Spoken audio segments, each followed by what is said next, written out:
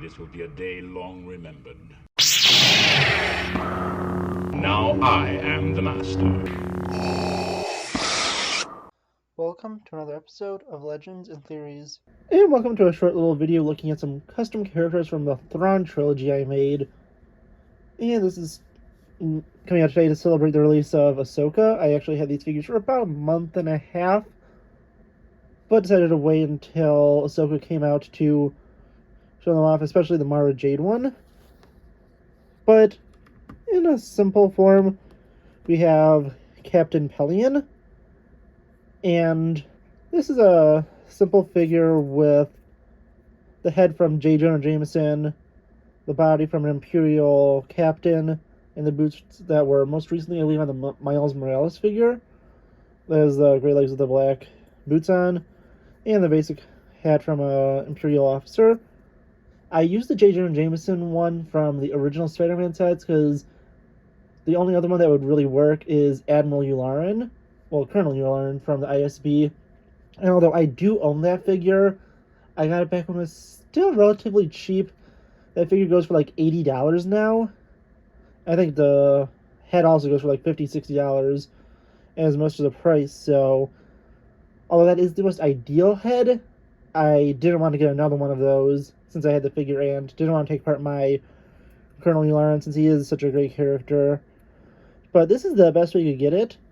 And if you want to get him to be promoted through the ranks like he did, you could make him an admiral like he was during the Thrawn duology, just by getting the Race Sloane minifigure from earlier this year and switching out the torso like that, which is pretty simple.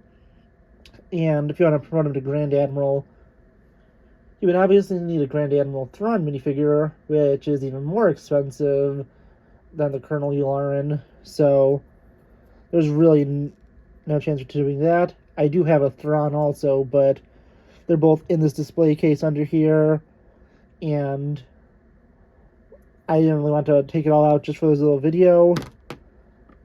But if you do want to see that, let me know in the comments, and I'll show you what Pellaeon would look like in his Admiral uniform, Grand Admiral uniform, and with Yularen's head on.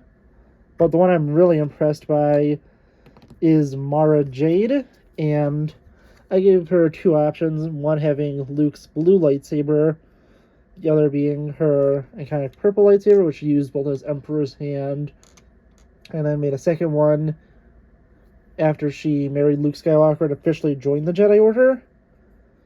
And with her, I really like the pieces I found for her. And honestly, I just found these when I was shopping for a separate order on Bricklink. I saw all these pieces, I was like, these would all make an incredible Mara Jade figure.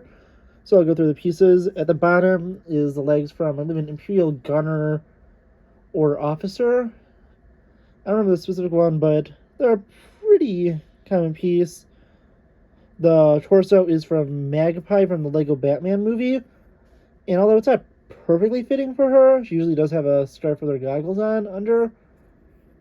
I definitely think this is the best one I could see with her, giving her some tactical armor with her arms, gloves, and makes her look overall incredible. And the head is actually from Batgirl from the Joker's Steamroller set. And of all the heads, I think this was definitely the best one. But I only got this all from one store on Bricklink, and I just saw all of them and thought this would make an amazing Mara Jade minifigure. And they all fit her so well.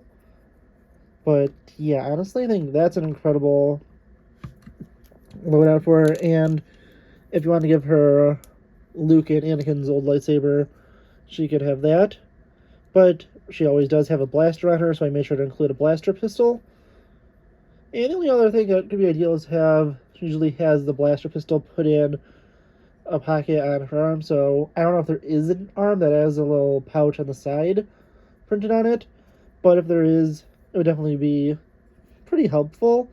But yeah, honestly, she's an incredible figure, and with the two of them being incredible figures from the Thrawn trilogy, they definitely do look great. But honestly, I want to know what you think. Do you think that these are good custom figures? I know the Pellaeon, as I said, is inaccurate, but it's the best I could do with, not spending an insane amount of money. And this is the really one of the only figures that is in a flesh tone that has a mustache on it that's older. And the other ones usually have double-sided heads, and none of them actually had white mustaches. So if you wanted to have him with his hat off, you could give him the J. Jonah Jameson head from the 2013 or 14 Daily Bugle set, the one that came with Doctor Doom. But this is the best and probably the cheapest way to get him and not have his backside of his head be exposed. And even though this is an older head, I think it fits very well in with the modern Lego head, so it doesn't look too off like some of the other ones did. Because there are some that, for example, I have Starkiller over here, and although he does look really cool, the just dots for his eyes doesn't make him really fit in as much with modern minifigures. And although that is a slight problem, it still does look cool, and I'm glad that these do fit in. But I want to know what you think about these customs. Please just let me know in the comments. And again, if you want to see that one where I would put Pellaeon both with Yularen's head and show him as an Admiral and Grand Admiral, please let me know in the comments once more, and I'll see you all in the next episode of Legends and Theories. Thank you for watching this episode of Legends and Theories. Please subscribe, like the video, share the video, leave a comment, check out the video on screen, and may the Force be with you.